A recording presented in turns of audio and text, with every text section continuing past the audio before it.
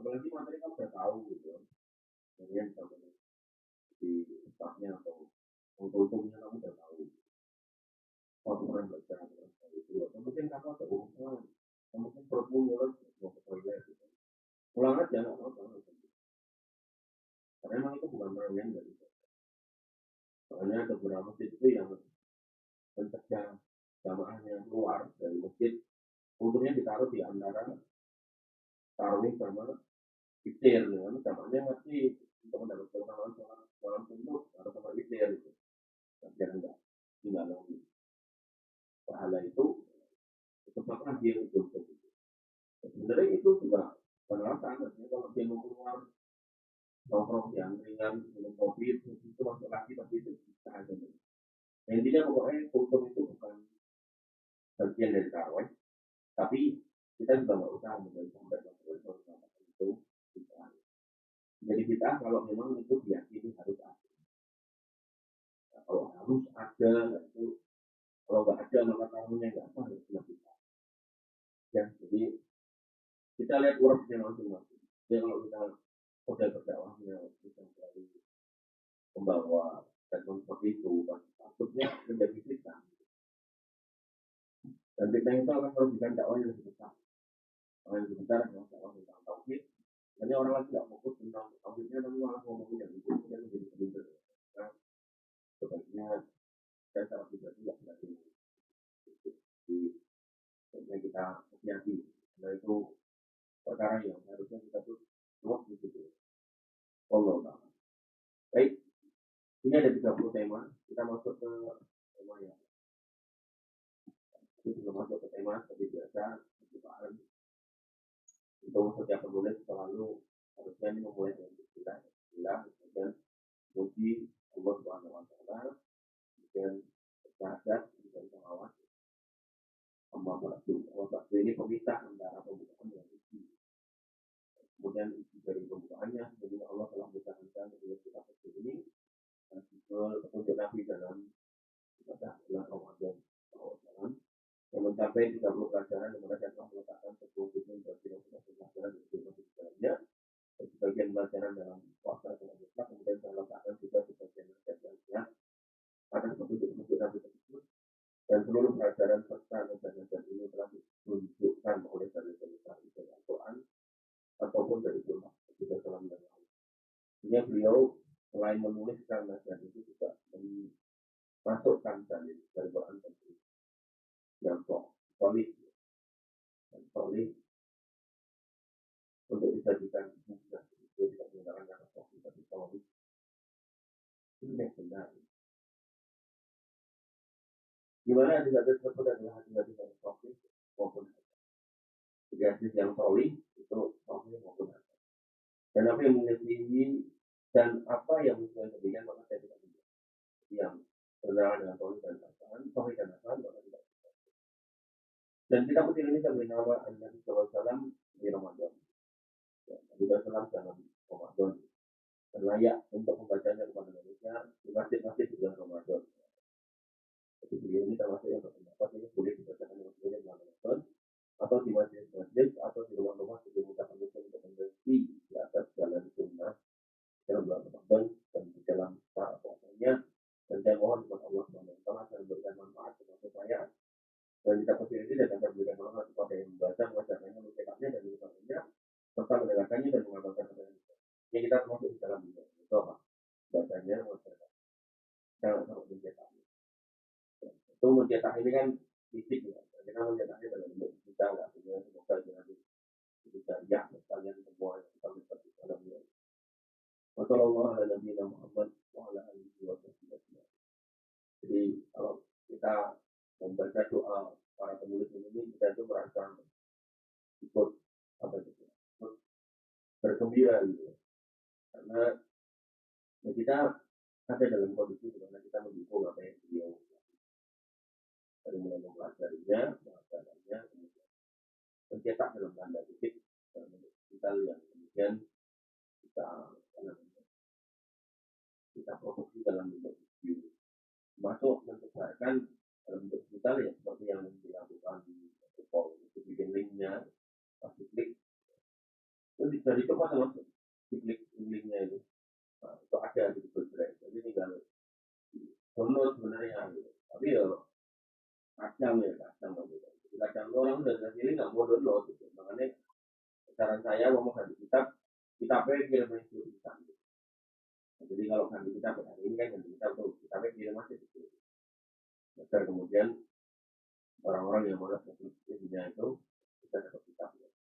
Dan yang menarik itu gini loh, kalau dulu orang pengen beramal, itu dia harus nyari orangnya satu-satu, satu.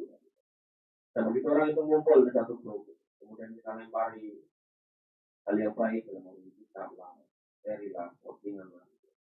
Maka ya setiap orang yang membaca melihat itu, kalau kita akan dapat pahala. Jadi melibatkan diri pada setiap hal yang baik itu adalah termasuk Anda kebaikannya seorang.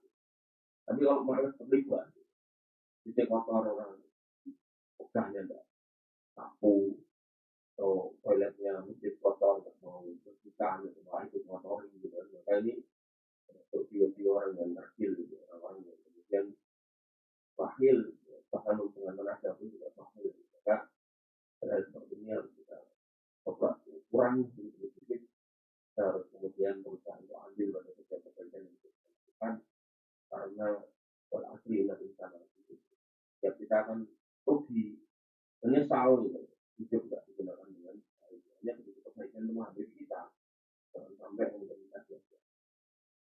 Lihat sampah, berantakan, masukin aja walaupun bukan kita jual lagi. Dan insya Allah itu akan benar. Dan yang sering saya contohkan itu misal air di sensor hati gitu. Ya memang berat ya air.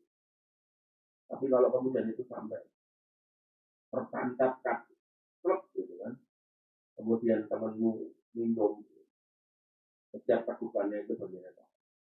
Dan dari minumnya itu kemudian menghasilkan buah pikiran, menghasilkan ilmu, itu akan mengalir pahala. Maka ketika kita menikmati setiap proses kehidupan ini dengan memahami skema seperti itu, insya Allah itu ringan loh. Ya. Tapi kalau mikir kita ini bukan aku urusan itu tanggung jawabku, maka ya sumpah gitu. Itu kayak harus ada jadwal tertentu yang harus kita ikuti. Makanya kita jadwalnya nggak ada, kita pun merasa santai-santai aja. Jadi jangan sampai kita menyanyikan hidup kita itu dengan cara-cara seperti itu. Dan itu nanti akan terbiasa sampai rumah. Gitu. Kamu balik ke rumah orang tuamu, kamu lihat orang tuamu butuh bantuan tapi nggak ngomong ya, kamu nggak ringan tangan, kamu diem aja di kamar. Mungkin kamu diem aja di luar main dengan temanmu. Gitu.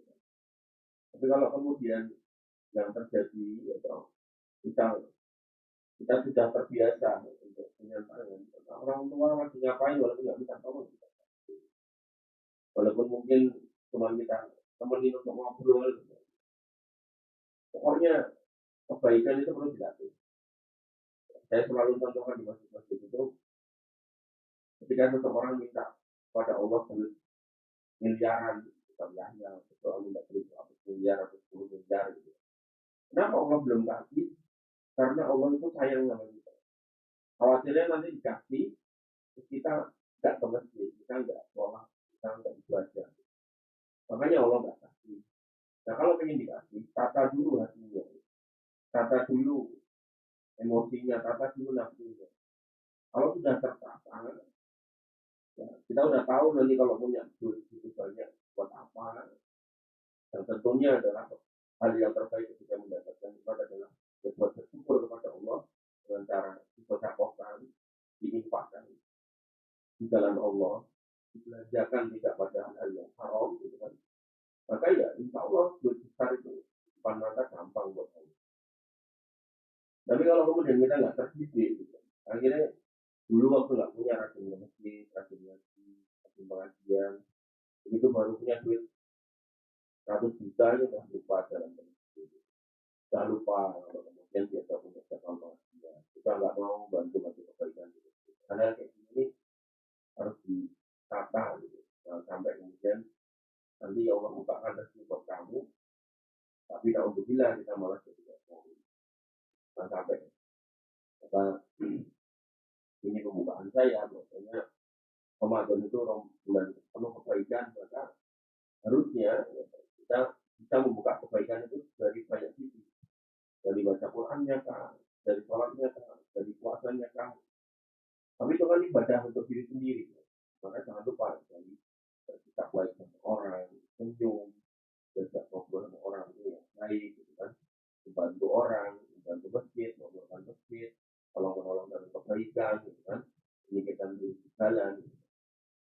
Dan jangan lupa kita pernah saya di sini, seorang pelacur sekalipun, seorang PSK sekalipun, ya, terus sebuah hadis dikatakan dia melihat ada anjing yang mengitari sumur, ya, karena sakit hausnya anjingnya takut kalau masuk dia nggak bisa keluar, maka dia cuma bisa mengitari sumur itu.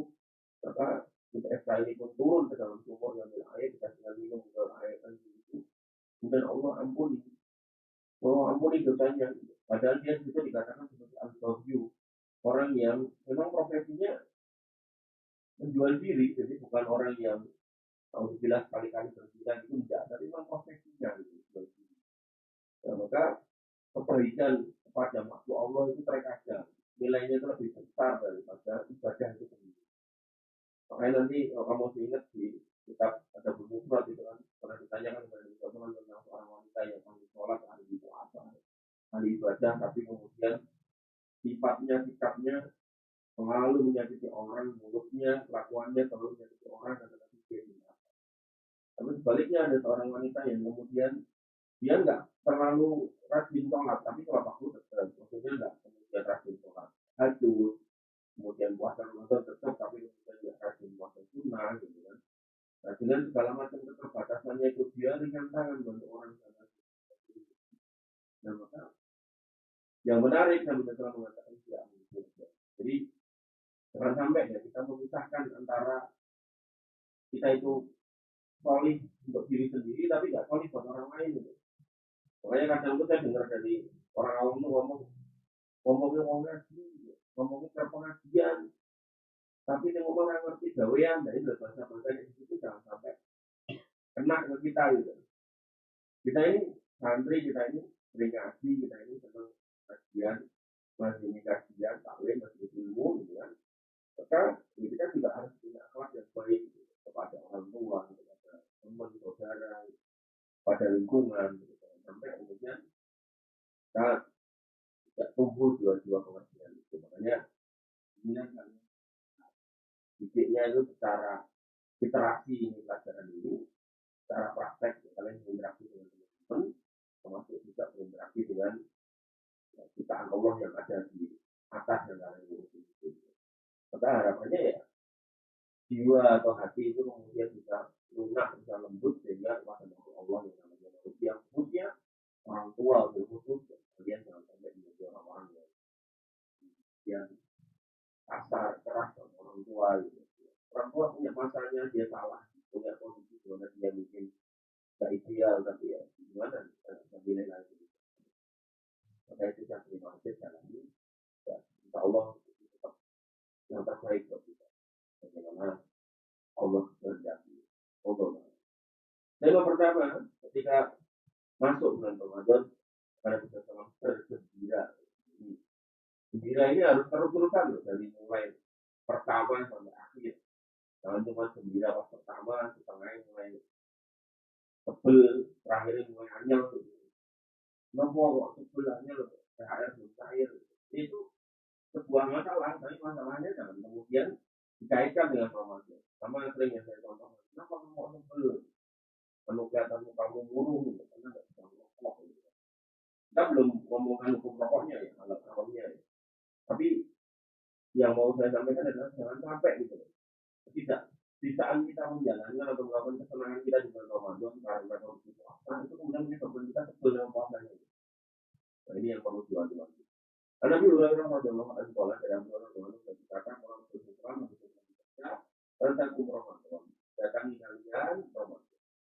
Syahrun mubarak, bulan yang penuh keberkahan.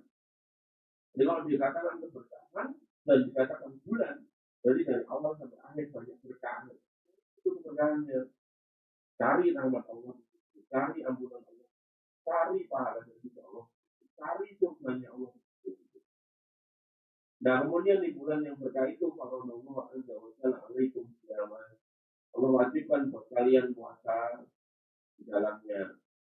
Nah, rahmatnya apa? Ketika kita menjalani Ramadan, untuk kamu di Allah bersama. Pintu-pintu langit dibuka. Waktu pelaku di Allah bercahim dan ditutup pintu-pintu neraka. Jadi pintu langit yang dibuka, pintu neraka yang ditutup. Pintu langit di sini ya adalah pintu-pintu yang kemudian di sana banyak malaikat bersemayam. Dan malaikat jumlahnya jutaan mungkin miliaran gitu. Karena ada di atas langit itu namanya Baitul Makmur, sebuah masjid atau tempat ibadah yang dimasuki oleh malaikat setiap hari 70.000 malaikat dan mereka bisa masuk nggak keluar lagi. Jadi mama di bumi itu ada Mekah atau Ka'bah, ya. Maka di langit itu ada Baitul Makmur, tempat para malaikat beribadah. Dan nanti dalam hadis tentang malaikat di langit itu tidak tersisa tempat sesengkal kecuali ada malaikat yang bertasbih memuji Allah Subhanahu wa taala. Sehingga ketika pintu langit dibuka, ini menunjukkan Allah siap menerima doa-doa setiap orang yang dipanjatkan dari. Makanya berdoa aja, walaupun mungkin nggak Allah kabulkan sekarang, karena yang namanya doa itu Allah masih tahu kapan akan dikabulkan dan mana yang lebih baik bagi kita. Selalu saya contohkan gitu kan, kamu misalnya muda maunya sih ngomong ke bapakmu minta motor gitu, pengennya dibelikan sesuai yang mau. Tapi bapak mungkin tahu, ini anak kalau tak belikan motor itu nanti ngebut, kecelakaan. Saya sama bapaknya belikan motor yang biasa, tapi mungkin ya toh, karena kejangannya akhirnya disiapkan di dalam rumah. Nah, ternyata bisa lulus nikah, ini yang misal ya, ketenan seorang. Tapi saya ingin menunjukkan bedanya bapak yang bijak sama bapak yang nggak bijak itu. Bapak yang bijak itu ngerti anak ya ambil jalan, ya kemudian diberikan motor yang itu, tapi kemudian dana yang ada diberikan rumah, lalu atau diberikan awal, dan nanti itu anak itu nikah, kemudian nikah, kemudian dikatakan itu rumah dan tepat, itu mau pakai ini. Ini bapak yang bijak, bapak yang nggak bijak enggak, kalau anak itu bapak yang lupa motor gede, belikan kekayaan, kecelakaan mati, otak atau mati ya. Nah, kalau bisa mengulang lagi waktu bapak itu ini misalnya dia nggak akan mau berikan anak itu motor yang maka kembali ke situ Allah juga lebih tahu daripada kita dan lebih tahunya bapak kita dengan kita gitu. Sehingga kalau Allah mengatakan semua doa di bulan Ramadan melalui nabinya, semua doa di bulan Ramadan akan dikabulkan, maka berdoa setiap hari minta Allah, setiap hari minta Allah apa aja, minta anak yang soleh walaupun belum punya ibunya, gitu kan, sama apa gitu. Karena yang namanya permintaan kan bisa dikabulkan berapa waktu yang akan datang. Maka orang sekarang bahkan nanti pas kamu memang benar-benar sudah siap nikah, ya, kali sudah dapat itu kan, ini yang perlu dipahami. Kemudian ditutuplah pintu neraka, kemudian waktu walu fihi marofis syayatin, dan kemudian setan-setan itu dibelenggu. Dan di sini dikatakan marofis syayatin, yaitu apa namanya?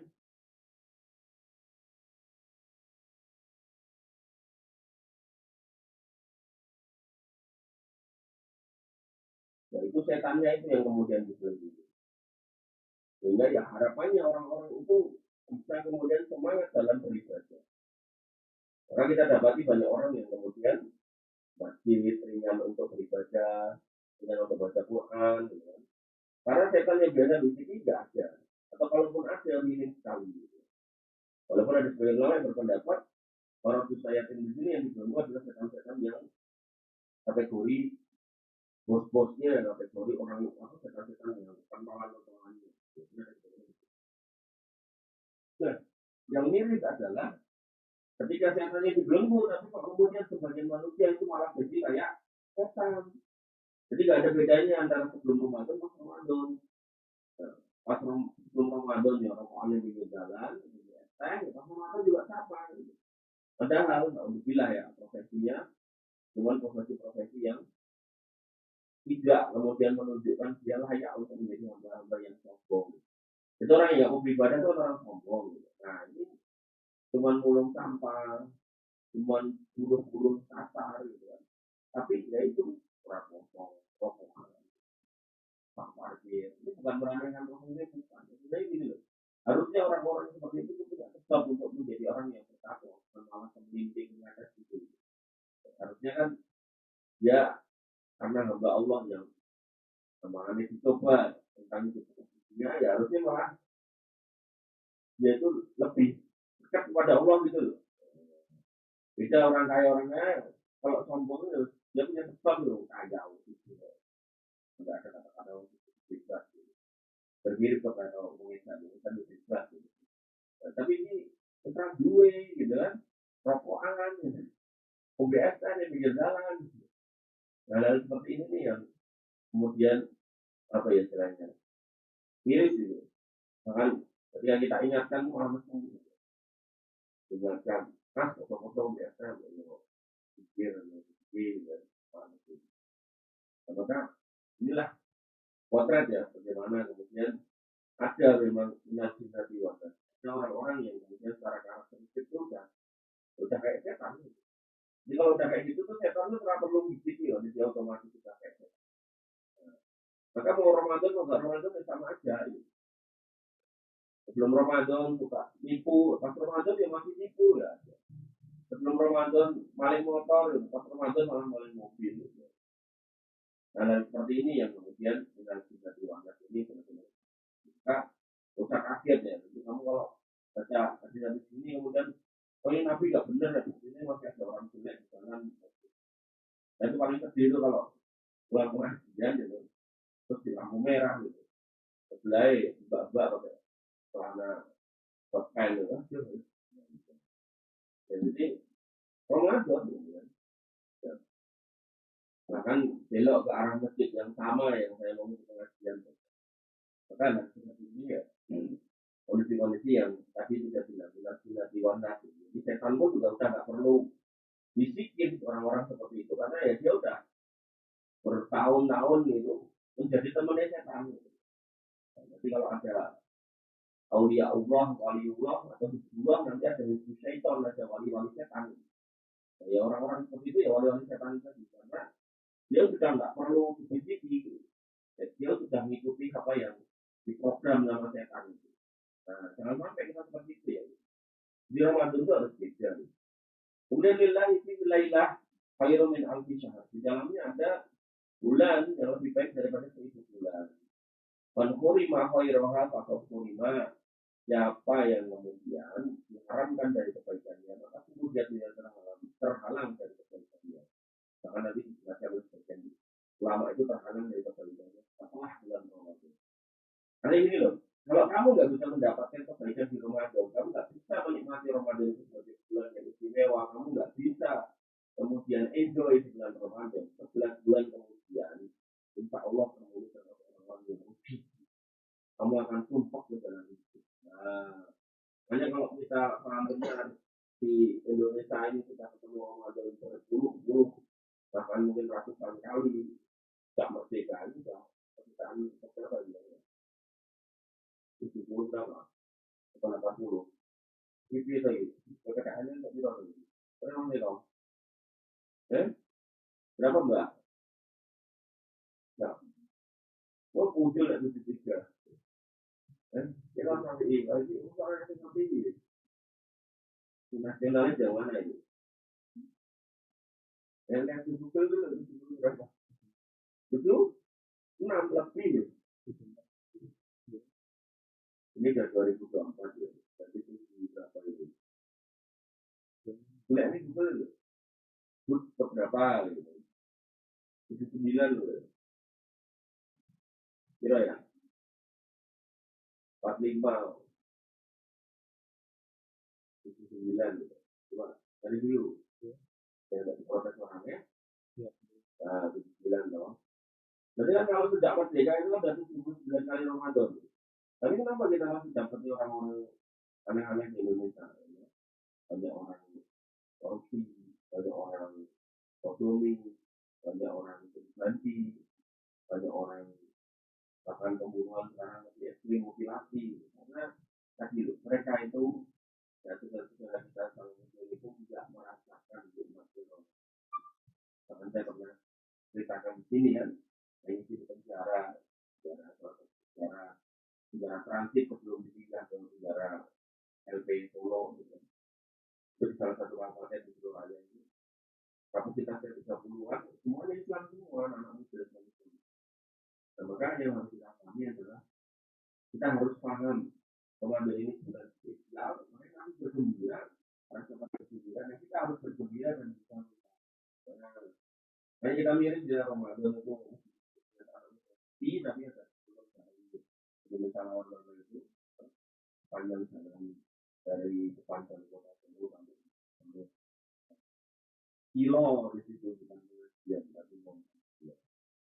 Apakah nggak boleh? Boleh. Cuma ya kalau seperti waktu ibadah yang mungkin ibadah nonton bola itu umumnya lupa. Tapi kalau bertemu dengan ibadah dalam kemudian mengutamakan bola yang Allah. Kemudian wahai sekalian hamba Allah, satu beliau mengatakan menulis kitab ini bergembiralah dengan masuknya bulan Ramadan dan perhatikanlah puasanya. Cek puasamu. Pada puasa di situ adalah kewajiban. Jadi jangan sampai nggak puasa. Kalau Islam nggak puasa. Kecuali kita akan kesulitan. Kenapa? Karena Allah yang hukum. Gitu. Dari mulai dipanggil ya ayyuhalladzina amanu sampai Allah pun berharap dengan kita berpuasa Allah bertakwa dalam keadaan bertakwa.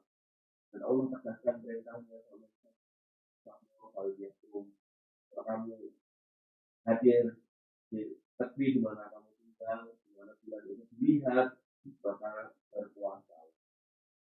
Dan karena ini Umar radhiyallahu anhu juga berkata tentang rukun Islam, bahwasanya hukum Islam adalah penting, syahadat Allah ilaha illallah. Makanya yang pertama adalah syahadat bahwa kita ada ilah yang dengan Allah, wa anna Muhammadan Rasulullah dan bahwa Muhammad SAW adalah Rasulullah, dengan Allah Taala wa ita isya'ah wal haji wa sallam. Itu rukun Islam. Islammu ya, menjadi benar, menjadi hanif, menjadi utuh ketika puasa kamu. Kemudian yang kedua, kenapa kita harus bergembira? Karena pada bulan Ramadan kita menghadapkan puasa kita kepada Allah Subhanahu wa taala. Karena saat itu pintu-pintu langit dibuka di dalamnya, maka penulis mengatakan bersegeralah menuju ketaatan kepada Allah. Apa aja gitu, maka tadi di awal saya bilang, mau baca Quran silakan, sholat silakan, tarawih silakan, tahajud silakan, dan nggak usah mau mikir wah nanti aku baca Quran nanti nggak riak sama teman gitu. Salah seorang ustaz gitu ambil itu dia mengatakan justru ketika kita tidak jadi ibadah karena takut riak itu adalah riak dalam makna yang terbalik. Jadi riak itu tidak cuma kemudian kita sudah beribadah tapi ingin dipuji orang, tapi kita nggak jadi ibadah karena kita takut riak, lah itu juga bagian dari riak gitu. Jadi tetap aja ngomong baca Quran aja. Utama berpikir ya biasa aja karena kalau nggak dilatih kita itu akan terus bukan akhirnya dan orang nggak ibadah sekalian malah nanti ada orang bukan sholat karena temennya nggak sholat gitu. Bukan puasa karena temennya nggak puasa itu balik-balik karena mengikuti kata-kata setan tadi untuk tidak ibadah tidak khawatir iya itu ibadah aja nah maka bersegeralah pada ketaatan dan lakukanlah segala perkara yang mendekatkan diri kita kepada Allah Subhanahu wa taala dan kepada surga. Karena hadis Abu Hurairah radhiyallahu anhu, Nabi sallallahu bersabda, "Idza ja'a Ramadan futihat abwaabul jannah." Kalau dari futihat abwaab pertama, maka di sini futihat abwaab dan abwaabul jannah. Pintu-pintu surga dibuka. Dan bersegeralah dalam setiap perkara yang menjadi sebab Allah merahmati Anda. Apa aja? Allah sedang kita di masjid, mangkat. Allah sedang kita sholat, mangkat. Allah sedang kita zikir, lakukan. Allah sedang kita puasa, silakan. Allah sedang kita berdoa, doalah yang sebanyak-banyaknya. Allah sedang kita berbakti sama orang tua, berbaktilah. Gitu.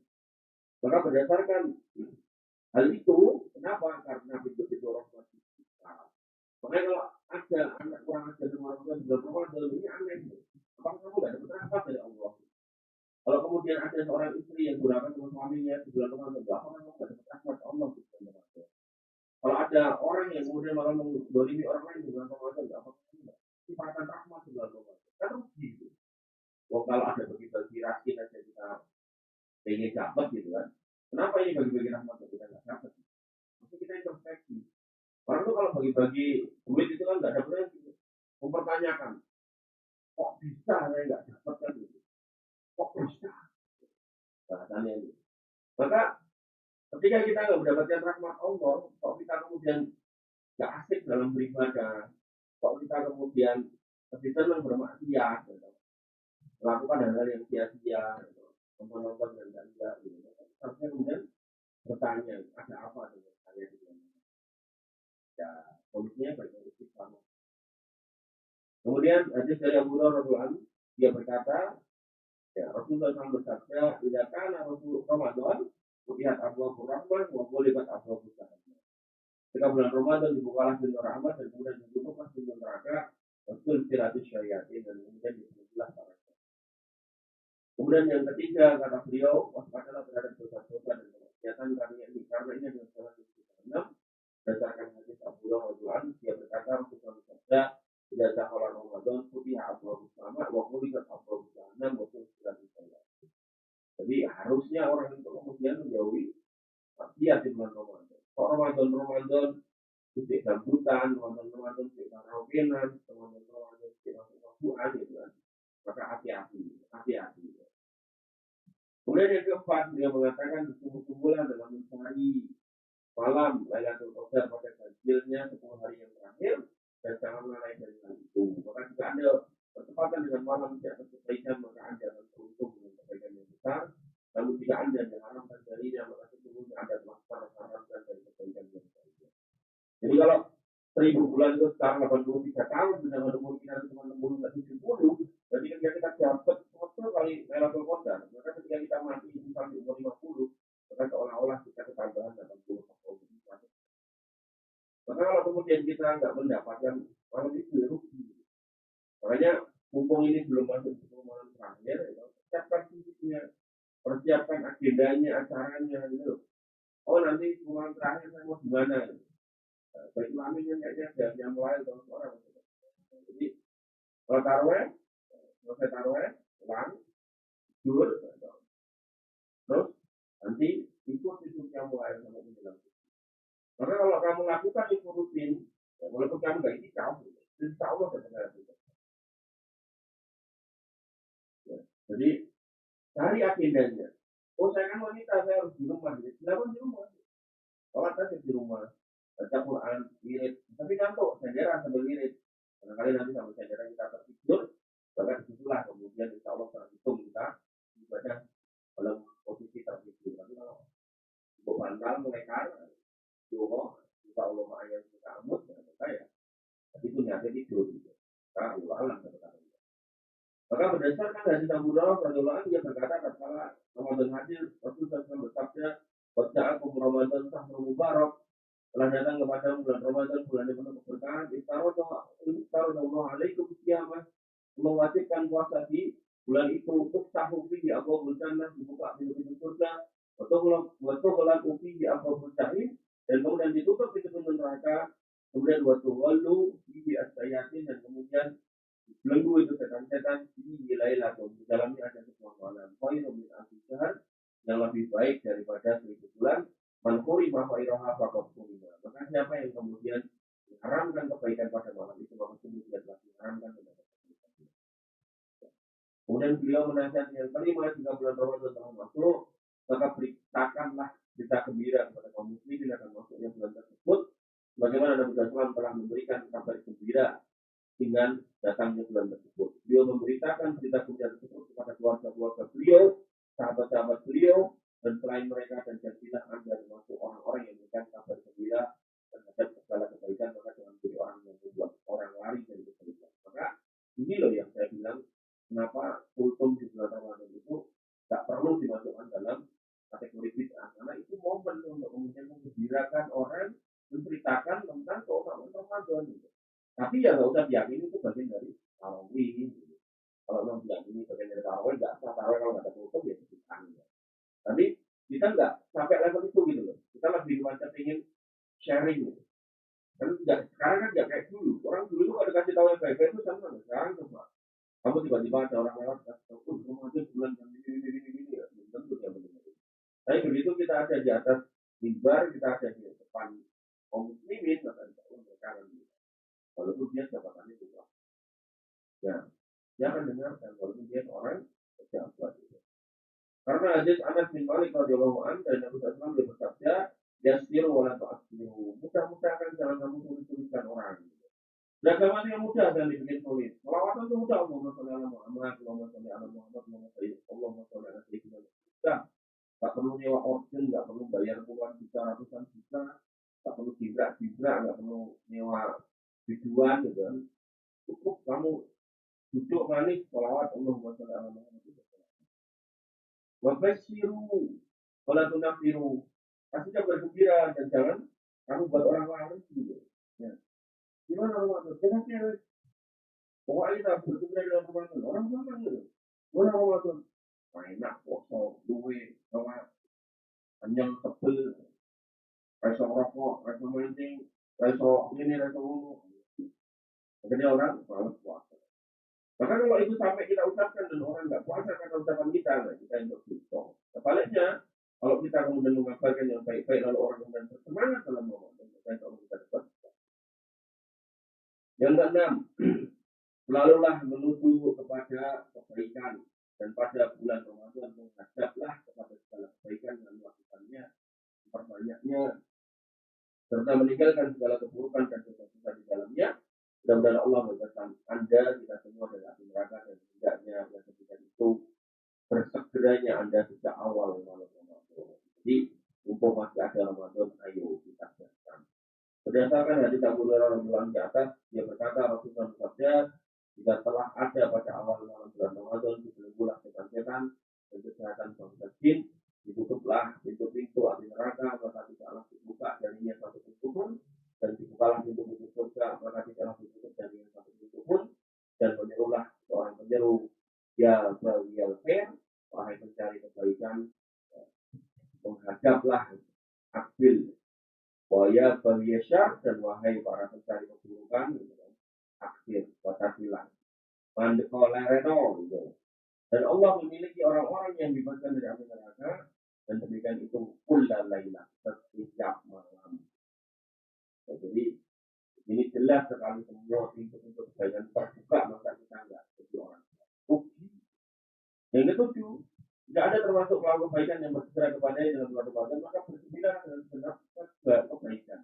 Karena hadis Arfahah radhiyallahu dari seorang laki-laki dari para sahabat Nabi Sallallahu Alaihi Wasallam bahwasanya dia pernah menyebut Ramadan maka dia bersabda tuftahu fihi abwabul jannah wa tughlaqu fihi abwabun nar. Di dalamnya pintu surga dibuka dan pintu neraka ditutup. Wa tusaffatu fihi asyayatin. Dan setan-setan diikat wa yunadi fihi munadin kulla lailah dan setiap malam ada penyeru ya baliyal khair Halumma, wahai orang-orang yang mencari kebaikan sini, ayo, jangan nanti. Banyak kali ya syar dan kepada orang-orang yang mencari keburukan, akhir, sekarang berhenti, hatta yang dia mau mati. Itu setiap hari sampai Ramadan. Jadi kalau ada malaikat-malaikat yang nyeru kayak gitu, kok kemudian kita nggak kepanggil, rugi dong. Iya, ya. Kalau kita masuk ke bab atau tema yang kedua yaitu puasa beliau SAW di dalam bulan Ramadan. Bagaimana puasa beliau SAW? Ini Umar radhiyallahu anhu qala dari Abu Hurairah radhiyallahu anhu beliau berkata, "Arali an-nas al-hilal." Itu pernah apa manusia pernah melihat hilal. Fa akhbartu Rasulullah SAW kemudian taro'i nas al-hilal. Manusia sama saling melihat hilal. Fa akhbartu Rasulullah SAW kemudian aku mengabarkan kepada Rasulullah SAW. Anni ra'aituhu fatoman bahwa aku telah melihatnya maka beliau pun berpuasa pada wa amarna dan kemudian Namun jangan pernah memerintahkan manusia juga untuk berpuasa. Wahai hamba Allah, bila Anda telah mengetahui maksudnya bulan Ramadan, maka sesungguhnya wajib atas Anda untuk berpuasa padanya berdasarkan firman Allah Subhanahu wa taala pada ayat yang disebutkan. Barang siapa di antara kamu hadir di tempat tinggalnya di bulan itu maka adalah berpuasa. Dan berilah peringatan perhatian besar terhadap puasa Ramadan dengan perhatian yang sangat besar dan perhatian tersebut dalam bentuk berikut ini. Yang pertama, kita berpuasa dengan mengimani bahwasanya Allah yang memerintahkan kita untuk berpuasa dan kita berharap pahala dari Allah. Itu yang pertama. Hal ini berdasarkan sabda Nabi SAW dari Abu Hurairah, "Man shoma Ramadan, siapa yang berpuasa di bulan Ramadan, imanan dan penuh keimanan, wahtisaban dan penuh harapan untuk mendapat pahala dari Allah, ghufira lahu ma taqaddama min dzambi, maka akan diampuni dosanya yang telah lalu." Kemudian yang kedua, hendaknya kita berhati-hati dari riak di dalam puasa. Walaupun menghalangi kita untuk tidak beribadah karena takut riak itu sebuah riak. Tapi bukan berarti terus kalau itu saya ibadah sama dengan riak, ya boleh-boleh aja ya enggak. Kita harus hati-hati dari riak. Dan selain pada puasanya juga pada seluruh ibadah, karena riak adalah syirik yang kecil yang tidak nampak. Sebutkan dalam hadis Syafi'iyah radhiyallahu anhu, maka sesungguhnya Allah telah mendengar Rasulullah SAW, "Man shalla yurai faqad asyraka." Barang siapa yang sholat dengan riya maka dia telah berbuat syirik. Wa man shoma yurai faqad asyraka. Dan barang siapa yang puasa dengan riya maka dia sungguh telah berbuat syirik. Wa man tasaddaqa yurai faqad asyraka. Barang siapa yang kemudian bersedekah dan riya maka dia juga telah berbuat syirik. Dan orang-orang yang berbuat kesyirikan dengan riya maka amal ibadahnya tidak diterima. Dan Allah tidak peduli. Karena azna suraka wa ansir. Aku tidak butuh dari orang-orang yang menyebutkanku dengan yang lain. Tidak butuh sama amalnya. Kemudian yang ketiga, hendaknya kita menjauhi segala pembatalan puasa. Kalau puasa itu puasa yang benar, yaitu dari makan, minum, lima yang halal yang kita menjauhi. Nah, serta sengaja mengeluarkan mani, masturbasi sampai terjadi atau film porno, baik dengan berjumbu, berciuman, termasuk juga video ini, termasuk yang berpendapat untuk menjauhi berpegang, pasdu, donor darah karena kan bikin lemah. Tapi kalau kemudian dilakukan sore hari, ya silakan itu. Dan segala pembatal puasa yang lainnya, rokok, maka janganlah Anda sengaja melakukannya di bulan puasa. Kemudian yang keempat, hendaknya Anda menjauhi segala perkara yang menghilangkan pahala puasa Anda, di antaranya ucapan-ucapan yang diharamkan dan semua perbuatan yang diharamkan. Karena Nabi SAW bersabda dari Abu Hurairah radhiyallahu anhu, "Man lam yada' qaula zur," siapa yang kemudian tidak meninggalkan perkataan zur dan amal zur, falaisa lillahi hajjah fi ayyan da'a ta'amahu wa syarabahu. Allah tidak butuh pada kondisi di mana dia meninggalkan makan dan minum dari berpuasa. Ini menunjukkan bahwasanya orang puasa nggak boleh berbuat dan berkata yang zur. Zur ini tentang korupsi atau acara-acara yang tidak berfaedah, karaokean, kita puasa bersama dan karaokean itu tidak faedah. Kemudian fasilitas hibah, tinggalkan. Persekongkolan jahat, tinggalkan. Kemudian yang kelima, hendaknya Anda meninggalkan perkataan sebodoh terhadap seorang pun dari keluarga dan anak-anak serta mereka. Berdasarkan hadis Abu Hurairah radhiyallahu anhu, Nabi SAW bersabda, "Man lam yada' qaula zur wa amal bihi wal jahl."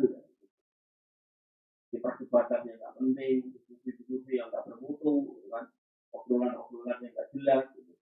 Ada wanita-wanita yang sekarang obrolannya itu soal seksual dengan suaminya, kami penting banget. Gitu. Kemudian falaisa lillahi hajjah, maka Allah tidak butuh gitu. Pada mereka ayat atau amal yang meninggalkan maka dan itu. Namun di sini adalah perbuatan foto dan rendahan terhadap mengejek orang, mengajukan ke orang, gitu. Maka itu harus ditinggalkan. Termasuk berantem, tawuran, rekan-rekan, ini nggak penting semua. Gitu. Kemudian yang keenam, hendaknya ada melakukan hal yang wajib di dalam ibadah puasa dimulai dengan niatnya sejak malam, bahkan sebagian ulama mengatakan boleh sebelum fajar setiap hari. Kalau menurut ulama yang terdapat sebulan sekali tidak apa-apa, tapi secara umum itu lebih aman kalau tidak. Tapi tidak harus dilafalkan juga, karena jika kamu bangun sahur itu sudah menunjukkan kamu yang mau puasa. Karena berdasarkan hadis Hafsah radhiyallahu anha, pada Muhammad beliau berkata, "Man yusab bid asyam qabla al-fajr fala siyama."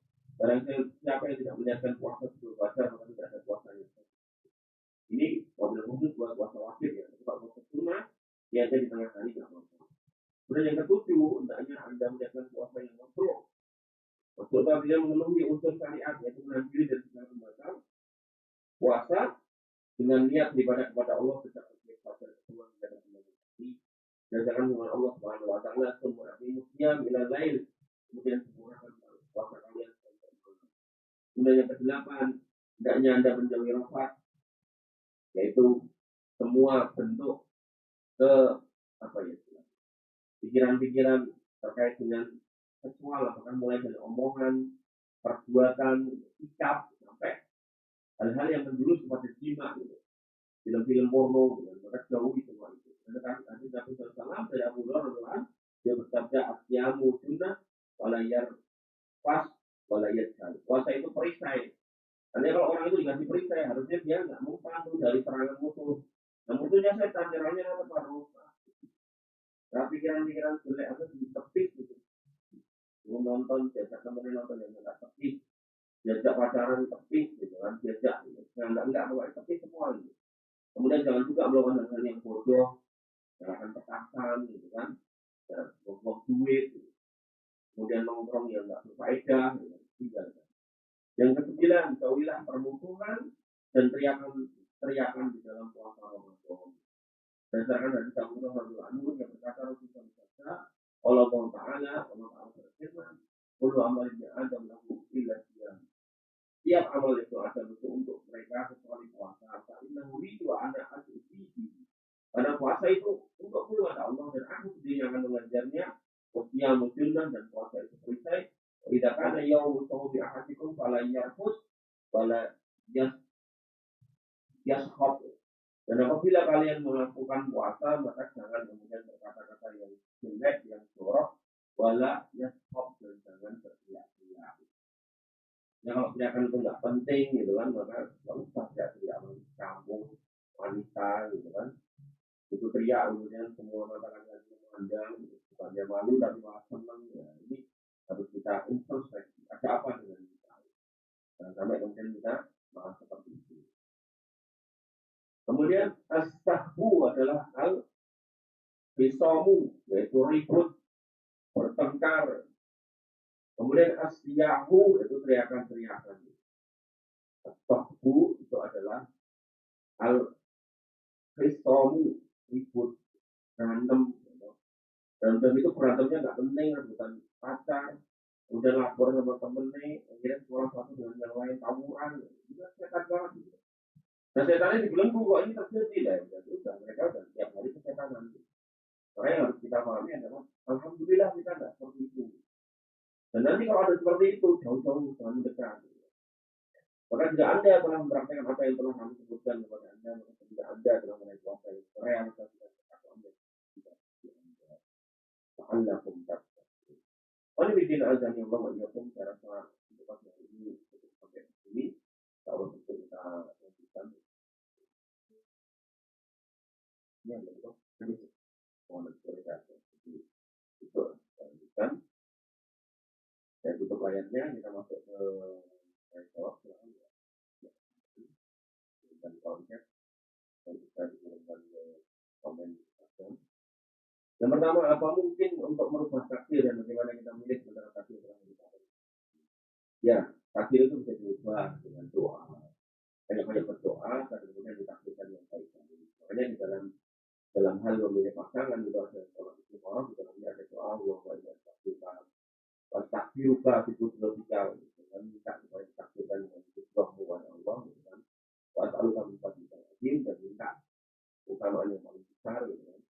Kemudian kita pasrahkan untuk alam Allah Subhanahu wa taala sarun di sini wa ma'asi fasrifu anni. Kalau kau tahu perkara ini, urusan ini, manusia ini jelek buat saya, maka walaupun tak alam Allah hadal amro, kalau di sini bahwa ini nggak terkait orang tua. Si orang itu bisa terkait kerja di satu tempat, dia bangga, atau kemudian misal ya, kerja di satu tempat, ikut apa enggak, gitu. Bisa gitu. Nah, maka kalau memang ini perkara yang baik, faktur uli, takdirkan dia untukku, kemudian wayasirhu li dan mudahkan aku untuk mendapati atau mengerjakan perkara itu. Nah, maka takdir itu bisa dirubah dengan berdoa. Maka nggak usah kita memikirkan tulisan takdir kita itu apa. Kata Nabi SAW, malu, beramallah. Bahasa ya Rasulullah, amalakum. Maka Allah akan mudahkan kamu dalam amal yang mau ditetapkan kepada kita. Jadi banyak-banyak beramal, banyak-banyak berdoa, banyak-banyak minta izin kepada Allah Subhanahu Wa Taala agar Allah kemudian menetapkan takdir kita itu dalam kondisi yang terbaik. Dan tentu kita di atas keimanan, kemudian kita menutup hidup kita dengan sisi keimanan. Jadi saya sendiri itu kalau tiap tarawih itu kan saya bacakan kunut, dalam kunut itu seringnya ya, tapi bapak yang lupa. Itu ada Allah banyak, lalu kan Ustaz Fatimah, anak untuk kita muslim Fatimah. Itu jamaahnya ya tentu mengaminkan. Dan ada sebagai jamaah yang saya katakan itu meninggal bulan Jumat, bulan Ramadan. Itu kan sebuah kondisi khusus Fatimah. Dan kita sendiri yang pimpin kunutnya saya tidak yakin akhir kita seperti apa. Tidak bisa memastikan sebaik itu gitu. Maka ya kita terus berdoa aja. Semoga Allah kemudian bisa menetapkan hal yang baik itu kepada kita. Jadi nggak usah kemudian mungkin takdir kita itu apa mikir gitu. Itu orang-orang yang tidak bisa semangat gitu. Justru nanti mengatakan semangat gitu. Kemudian itu menjadi beban buat kita. Tidak ada. Kita nggak tahu dan tidak ada orang yang tahu takdir kita apa. Ya, makanya yang sering saya contohkan gini, ketika ada maling yang ditangkap, kenapa kamu maling? Orang itu mengatakan, karena aku sudah ditakdirkan jadi maling. Maka pertanyaannya, kenapa kamu nggak sholat dan kamu mengatakan aku sudah ditakdirkan sholat? Gitu. Kan enak gitu. Tapi kenapa kalau kemudian urusan yang jelek kita kembalikan kepada takdir, nanti kenapa kita nggak bisa lebih baik kalau kita mengatakan takdir? Ya, makanya hikmah takdir itu adalah dari kami mulai takdir itu adalah mengelak atau malam atau bahasa hukum. Jadi kalau ada urusan yang kamu kejar tapi nggak tercapai, saya pengen kerja di sana, saya pengen nikah dengan simpulan atau apalah gitu. Yang kita inginkan kok nggak tercapai, karena dari kita nggak putus asa, karena hakikatnya itu sudah ditetapkan. Sebaliknya, apa yang kemudian kita kerja dan kita dapat, gitu. Kalau kamu bima asal misalnya kita sombong, ya. Ingin jadi orang kaya jadi benar, gak usah sombong. Kenapa? Karena itu sudah ditetapkan. Dan yang namanya ketetapan ya pasti akan terjadi, jadi nggak usah kemudian mengatakan di sana sekitar karena aku ini hebat, karena aku ini ahli dalam bisnis, gitu. Ya, semua sudah ditetapkan oleh Allah Subhanahu Wa Taala. Wakilahnya ada iya, tapi semua sudah ditetapkan oleh Allah. Kemudian selanjutnya, pekerjaannya berlangsung sampai fase semua, apakah boleh menjamak sholat zuhur dan asar? Iya, saya nyambung. Jadi jamak antara asar sholatnya yang subuh, berarti sholatnya kapan nih? Pas subuh. Saya nggak paham nih contoh kerjaannya apa. Apa? Ya, tapi pasti dijamak zuhur dan asar. Ya namanya zuhur dan asar kan jamaknya pas zuhur dan asar. Jadi kita lihat kerjaannya ya. Kerjaannya kalau kerjaan yang sudah ditinggalkan, sama ini gitu. Kita melogika aja. Kita sholat itu paling butuh 5 menit rata-rata ya. Ya sholatnya nanti kita aja. Enggak lah. 5 menit. 5 menit cukup kan? 4 rakaat cukup. Ya kalau sama nunggu ada di koma ya. Dan misal dewe gitu. Sholatnya tak. 5 menit. Oke. TPO berapa menit? Malah tak jam. Iya. Nah, 2 kali lipat. Gitu. Nah, maka ketika kita berpikir mau menjamak, maka pertanyaannya, seurgent apa kerjaan?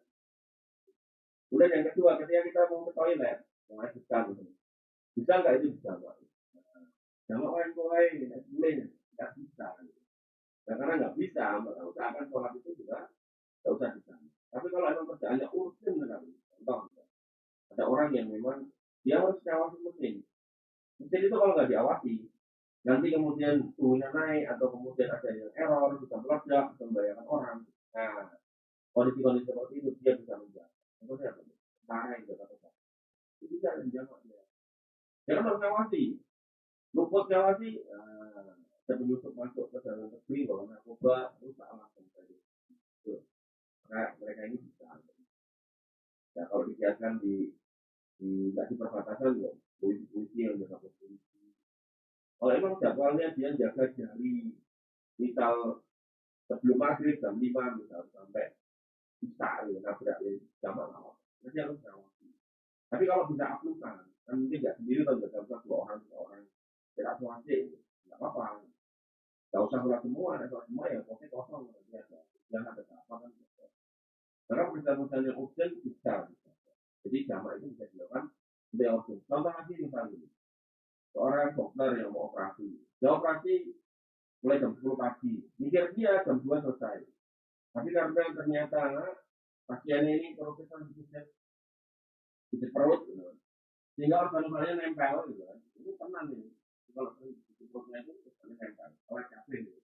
Nah, kalau ada organ tertentu yang harus dioperasi, itu nyarinya kan sulit karena nempel. Gitu. Karena ada kelihatannya itu udah jadi kan lama. Gitu. Nah, kalau operasi lambung jam 5 itu sama itu juga misalnya. Jangan untuk tak kuafe, gitu. Untuk pendarahan kalau mati kan. Maka dokter lebih tahu lah. Gitu. Kalau yang seperti itu, yang urgen-urgen seperti itu bisa. Nah, dan pertanyaan ini menjadi satu kebingungan ketika dikatakan berlaku seperti subuh itu. Kalau subuh kan berarti nabraknya nggak cuma umur asal, masih bisa gitu kan. Nah, mungkin konteksnya ini kalau masih bisa lah itu mungkin cocok lah. Cuman ya kalau dijamain sampai subuh kalian juga bisa kurang tepat ya, karena di antara jam kerja itu pasti kan ada istirahat, ada makan, ada toilet, kemudian bisa mau sholat di jamaah sampai akhir itu juga kurang tepat. Kalau mau jamaah ya kalau misalnya di awal waktu di salah satu waktu gitu kan dulu asar gitu. Jadi di awalnya asar atau di awalnya dulu gitu. Atau di pertengahannya dulu dan sampai kemudian di akhirnya asar juga gitu. Kalau kemudian maghrib sama isya gitu. Ya, akhir isya itu tengah malam jam 12 gitu. Jadi kalau itu waktunya itu 9 jam 9 jangan sampai nunggu ngomong kan. Dan selanjutnya apa yang bisa dilakukan terhadap pemilik bengkel? Apa yang dilakukan yang bisa dilakukan pemilik bengkel terhadap orang yang digunakan pemiliknya dalam waktu yang lama? Siapkan etalase gitu kan. Terus taruh itu barangnya jika ini barang anda hubungi saya pemilik bengkel gitu kan. Nanti kalau setahun ini nggak diambil itu hak pemilik itu ya. Jadi cara mengumumkan itu nggak usah lewat koran, nggak usah lewat ekspor. Ini kalau itu pakai kata atau bisa ditulis ditemukan helm, ditemukan ini. Misal helm merek apa gitu. Karena AYT itu sekarang nggak. Sekarang nggak. Soe, merek soe gitu kan. Nah, nanti orang datang itu helm kupa gitu. Tinggal ditekoi warna apa. Biru gitu. Oh buat tenang ini bukan biru. Karena yang buat pajang ya lo bisa ngaku itu misalnya. Dan yang stasiun kan dipajang. Dia ada etalase itu dipajang. Enak tuh nanti tugas stasiun dulu tahu nggak ada yang ngambil tidak dia. Helm, tas, laptop, jam tangan, apa gitu. Allah taala tahu dia di kota.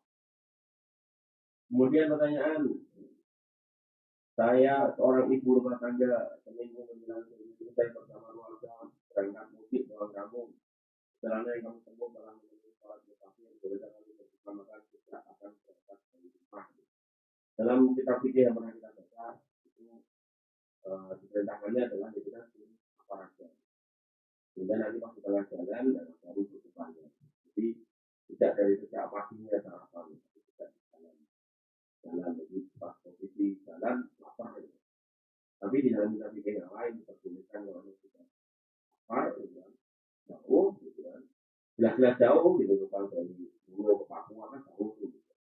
Nah, dari awal itu silakan untuk nggak puasa. Tapi kalau safarnya ini sebenarnya nggak jauh, kayak yang viral beberapa waktu yang lalu itu kan dari Demak itu jarak tempuh dari Semarang ke Jepara itu biasanya cuma 10 kilo gitu. jam atau 2 jam gitu. Kemarin itu ada jam jadi 50 jam. Nah, maka dalam kondisi seperti itu ya bisa aja terbuka. Ya, karena dia ada kondisi-kondisi yang dia nggak memungkinkan untuk puasa. Walaupun ya bisa aja dia malah puasa dengan enak karena mobilnya kan nggak jalan dengan jam. Maka itu juga bisa. Maka yang penting adalah keadaan di mana memungkinkan kita puasa lebih baik puasa. Tapi kalau keadaan kemudian berat yang kita puasa maka kita tidak. Allah taala. Nah, selanjutnya bertanya, saya orang awam dan yang benar-benar ini sebenarnya masalah ini katanya di Ramadan kita berbagi tapi kenapa saya masih malah tarawih dan kita bersama puasa. Tadi itu, tapi yang bersangkutan masih kesetanan. Dia sudah menjadi temannya setan tahun-tahun sehingga setan yang nggak ada pun dia pasti melakukan itu. Bahkan setan kalau ada pun setan itu nggak mungkin memaksa kita itu loh, megang tangan kita untuk melakukan hal yang dia kan bikin itu. Ojo sholat atau kosong gitu. Nah itu setan yang gede enak kalau kemudian dia otomatis melakukan itu ya. Berarti dia sudah terkontaminasi setan demikian dalam. Demikian dalam. Oke. Demikian seru ya. Jadi dia tidak bisa kemudian move on. Setan itu selalu di kepikiran setan. Maka sebaiknya ya kita menjadi orang-orang yang kemudian kita bisa berjalan di jalan yang benar ketika setannya itu tidak ada. Tapi dari bahasa tentang rahmat tentang pintu surga yang dibuka itu. Jadi kalau pintu surga dibuka, rahmat dibuka ya harusnya jangan sampai kita nggak puasa. Sampai senang dan sampai kemudian kita nggak puasa. Nah selanjutnya izin bertanya apa hukumnya mengoleskan salep steroid ke dalam rongga mulut untuk mengobati karyawan pada saat berpuasa atau ramadan. Ini bisa dikiaskan ke odol ya. Jadi boleh dengan syarat jangan sampai mati, jangan sampai ketelan. Tapi kalau sampai ketelan, ya maka itu batal. Dulu ada obat namanya Agobil, itu yang mujarab buat karyawan. Tapi seiring berjalan waktu itu dilarang ada seperti itu. Itu mujarab tuh nggak dipakai karyawan itu so kayak langsung muter gitu. Jadi kayak misal kurang nggak sakit itu di kelas itu, tapi bukan Agobil bisa kelas itu. Tapi mungkin itu kering, itu kan nggak perlu wajar darah nggak perlu. Mulut itu kalau kena itu nggak langsung muter. Tapi ya itu menurut telepon itu isinya berkeras. Karena kalaupun dipakai dari sisi syar'i ya batalkan puasa selama nggak masuk ke rongga apa namanya tenggorokan yang mengarah ke pencernaan. Allah taala. Baik, ini akhir dari kajian materi kita di pagi ini. Kurang lebihnya saya maaf. Assalamualaikum warahmatullahi wabarakatuh. Assalamualaikum warahmatullahi wabarakatuh.